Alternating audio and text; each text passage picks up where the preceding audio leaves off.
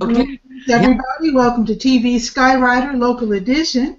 We're a few minutes late. I hope you forgive me.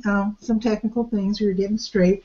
Okay, so I'm Patricia A. Murray, and TV Skywriter Local Edition is for those of us who live in the Triangle here in North Carolina. I like to talk about community issues and alert you to things going on in our community. So our guest today is Dov Rosenberg. Dov Rosenberg is a teacher at Rogers-Herr Middle School here in Durham, North Carolina. Welcome to the show. Thank you so much, Patricia. It's great to be here. Very happy to have you here. So I heard about this meeting. You were really, I want to give you your props. You were so good in letting everyone know about this forum. And I thought that I wanted to just let other people know who maybe aren't on Facebook or don't belong to any particular, what do you call it, listserv, neighborhood listserv. So that's why I'm doing the show. So welcome to the show again, Mr. Rosenberg. Well, thank you, and thanks for this opportunity to get the word out about the Repower Our Schools Forum, which is happening this Saturday at the Durham Main Library at 10:30. We'll have 3 guests to talk about a very exciting project, which is called the Repower Our Schools campaign. It's a coalition of 29 different groups, and Durham Public Schools is positioned to lead the way throughout, on a nationwide basis in terms of incorporating solar energy into the electricity that we consume as a school system. I didn't know we were leading the way or trying to lead the way. That's awesome. We are trying to lead the way. There is an effort going on now in Charlotte as well. So I'm hoping that we can get our ducks in a row before them. But North Carolina is fertile ground for sustainable energy, and to do it in our schools, it really is the perfect opportunity because our schools use a lot of electricity, particularly for heating and cooling. And if we can reduce our electricity consumption, that's good because it means that we spend less money, and that the money that we do have can go to our students instead of to Duke Energy, for example. Also, this is a great opportunity to incorporate learning. There's a lot of talk about STEM, science, technology, engineering, and math, as an important focus for our students as they prepare for a new economy. And this project blends perfectly with STEM. We've got science, we've got technology, engineering, and mathematics, all necessary to get a solar energy project going, to analyze the amount of electricity that we're producing, to measure the amount of electricity that we're consuming, and also look into ways that we can reduce the amount of electricity that we consume at the same time. Now, I'm going to ask you this question. I don't know if you have the answer because you are, after all, a teacher, and I'm sure you don't have probably intimate knowledge of all the workings of the bills that the schools pay. But do you have any idea at all what the numbers are in terms of the electricity bills for all the various schools in the Durham school system?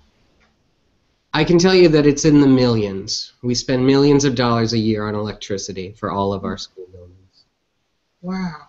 Now, coming from Chicago, where it's very typical to go to a school that's more than 100 years old, I'm wondering if age of the school buildings have any bearing on the bills here in Durham, because I've noticed that the schools here in Durham are far, far newer than any city that I've ever lived in. Well, that's interesting. We do have many new buildings. We have many old buildings as well.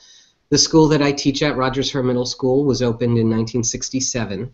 Okay.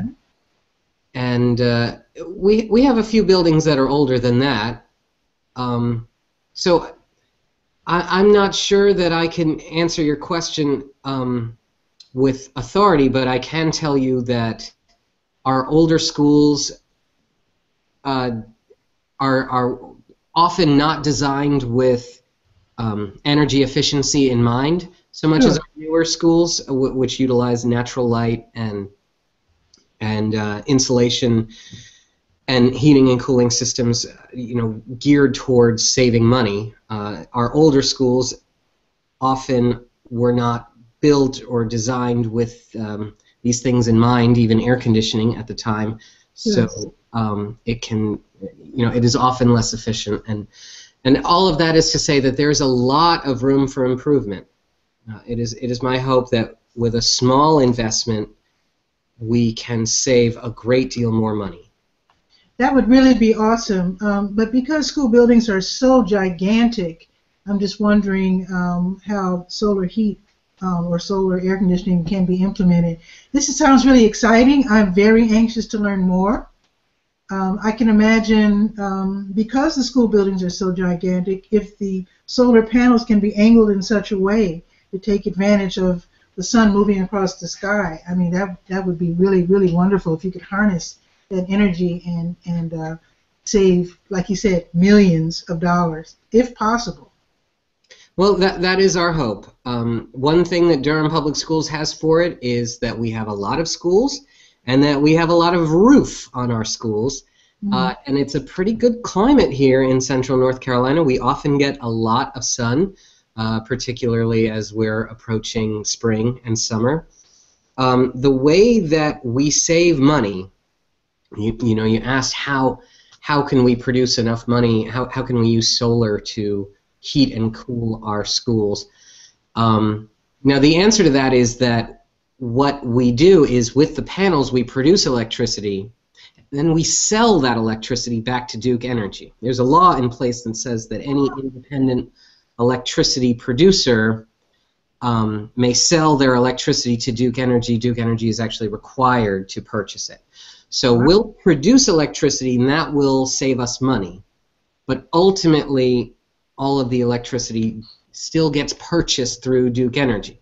So it's important to us that in addition to maximizing the amount of electricity that we can produce with solar, that we also try to minimize the amount of electricity that we consume so that we will be spending even less, so that we will be less reliant on fossil fuels, which is how most of the electricity that Duke Energy produces is created, which means less pollution, and that we can raise awareness of the importance of our environment to our future generations.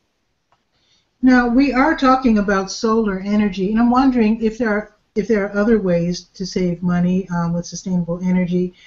This doesn't seem to be a particularly windy area, so I guess wind turbines might not work for our area. What do you think? Well, I think you're right. I've thought about other ways that we can produce electricity. It seems that solar may be the most what we're most ready to do. You mentioned wind, and we're not very windy. If you want wind, it's really best to go to the coast. And I think that there's a lot of potential for New Hanover schools to get involved in this, which is where Wilmington is, which is right on the coast, because we do have a lot of space, especially in the Outer Banks, for wind, for turbines. Other sustainable ways that we could produce electricity, there's geothermal. We're not in a good spot for that, thankfully. We're pretty. What is that? Oh, that would be where we use heat from the earth. So in places like Hawaii or Yellowstone National Park, where the ground is heated by magma because the Earth's crust is really thin, that heat can be harnessed to boil water, create steam, turn the turbine, and create electricity. And we're just not in a good spot for that. Of course, there's also hydroelectricity, hydroelectric dams, and we do use that. Jordan Lake utilizes a hydroelectric dam. It is my understanding that Jordan Lake does have some, but I may be wrong on that. So I could be wrong.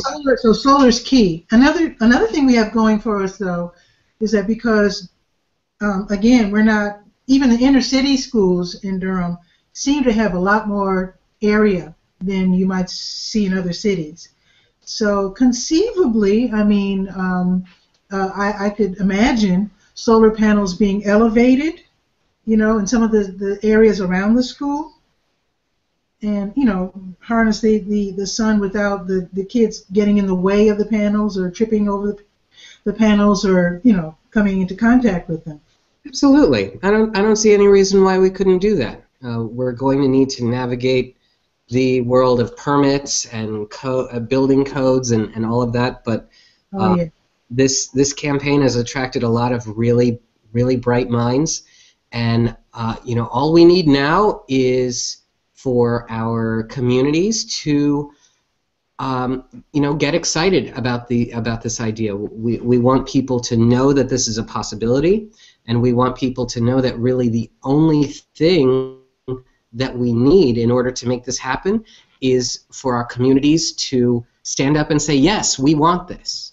And that is why we are having a forum this Saturday, and it's at the main library at 10:30 in the morning. We'll have representatives from the world of education, from the world of engineering, from the world of sustainability, to answer questions and hopefully generate more interest and raise awareness about the potential for generating electricity at our public schools. Awesome. If you don't mind, I'll read the names that I have here. Terry Lansdale from Clean Air Carolina, Brianna Steele from the Alliance for Climate Education, also Brian Calloway from Durham Public Schools. He is the Sustainability Manager. So this very important forum is called Repower Our Schools Forum. This discussion will be held this coming Saturday. It's March 7th, 10:30 a.m. at the main library, downtown, 300 North Roxborough Street. I assume it's going to be in the auditorium. I'm pretty sure it's going to be in the auditorium. So they want us to rethink, reinvest, and repower. How about that? Yes, and I would like to thank Dr. Lohm, the superintendent of Durham Public Schools, for deciding that a sustainability position was necessary. He created the position that Brian Calloway now occupies, and I want to thank Brian Calloway for being so open to this idea. And I'd like to thank Greenpeace for really putting a lot of the fuel behind this movement and making sure that it's a reality. And I'd like to thank the Durham community for being so forward-thinking in this respect, and we're making this area one where we can. We have Google Fiber is coming in. Wouldn't it be great if at the same time we get Google Fiber, we also get a really comprehensive solar production system in our public schools? It's really exciting. Very exciting. So if you want to learn more, I do hope you show up on Saturday, 10:30. But if you want to go online and check this out, I think they have a Facebook event page. You can just probably go to Facebook and type out Repower Our Schools Forum. But also, I believe you sent me a URL, tiny.cc/K8SZUX. Yeah, that's the quick way to find it. Yeah, that link will go right to the Facebook event page. And I will include that in the description of the show, because this will become a YouTube video, and so if you watch the show, you can just click below, go to the website. And with that, thank you so very much, Dov Rosenberg, for being on the show. Well, thank you, Patricia. This has been a lot of fun. I appreciate it. Well, thank you. And if you'd like to be on TV Skywriter, there is a Sunday edition. That's where I talk to people all over the world about their books and their activities and their businesses. This TV Skywriter local edition is for those of us in the Triangle.